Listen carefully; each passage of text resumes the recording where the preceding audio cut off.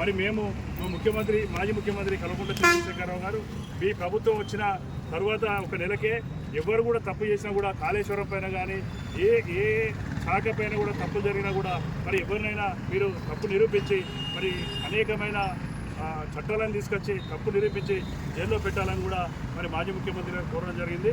ఇప్పటి వరకు కూడా ఎవరిని కూడా చేయలేదు.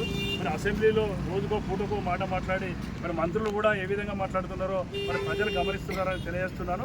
మహిళలపై ఇదే విధంగా చేస్తే మరి పార్టీ మరి చూసి ఊరుకోకుండా అనేకమైన ఉద్యమాలు చేయడం కూడా జరుగుతుంది. మరి మహిళలపై మేము ఖండిస్తున్నాం, మహిళా ఎమ్మెల్యేలపై ఇటువంటి చర్యలను ఖండిస్తున్నాం. జై తెలంగాణ, జై కేసీఆర్. ముఖ్యమంత్రి అబద్ధాల పునాదుల మీద ఆయన ఏర్పడ్డ మన ముఖ్యమంత్రి గారు మహిళలకు ఏ స్థానం ఇచ్చిండో అర్థమైంది. 7 నెలలనే వారి గుణాలన్నీ బయటపడ్డాయి, వాస్తవాలు ఏదో అన్నీ బయటపడ్డాయి. దానికి నిరసనగా మా వర్కింగ్ ప్రెసిడెంట్ పిలుపు మేరకు ఈరోజు వర్ధన్నపేట మున్సిపాలిటీ ఆవరణలో మా హెడ్ క్వార్టర్లో ఈ ధర్నా చేపట్టాం. ఇప్పటికైనా కాంగ్రెస్ ఈ అబద్ధాలను మానుకొని వాస్తవాలేదో తెలిపి ఒక మహిళలే కాదు అన్ని రంగాలలో మీరు చేసిన అన్ని ప్రచారాల అబద్ధాలను ఒప్పుకొని ఇప్పటికన్నా సరిదిద్దుకొని పరిపాలన చక్కగా చేస్తే తెలంగాణ ప్రజలు మెచ్చుకుంటారు. కాకపోతే మేము 10 ఏళ్ళనే వెళ్ళినాం, మీరు 7 నెలలకే ఇంత దుర్మార్గానికి వచ్చారు. కానీ ఇది అన్యాయం. మీరు మహిళలకు ఆడ మీ అధ్యక్షురాలు నేషనల్లో ఉన్నది మహిళనే, మళ్ళీ మీరు నిత్యం పూజ చేస్తూనే ఉంటారు మహిళలకు. ఈ అసెంబ్లీలో నిండు సభలనే మీరు ఈ విధంగా మాట్లాడితే మీ సంస్కృతి ఇదేనా? మరి మీ సోనియా గాంధీ ఇదే నేర్పిందా? మరి కాంగ్రెస్ 100 ఏళ్ళ చరిత్ర కలిగిన కాంగ్రెస్ ఇదేనా నీతి? మాకే డౌట్ వస్తుంది.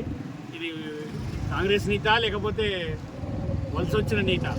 ఎక్కడి నుంచైనా వలస తీసుకున్నారా? దీనికి నిరసనగానే ఈరోజు మేము ధర్నా చేపట్టాం. వర్కింగ్ ప్రెసిడెంట్ గారి ఆదేశాల మేరకు, అదేవిధంగా మాజీ మంత్రివర్యులు నాయకరావు గారి పిలుపు మేరకు ఈరోజు వర్ధన్నపేట మండల కేంద్రంలో ధర్నా కార్యక్రమం చేపట్టడం జరిగింది.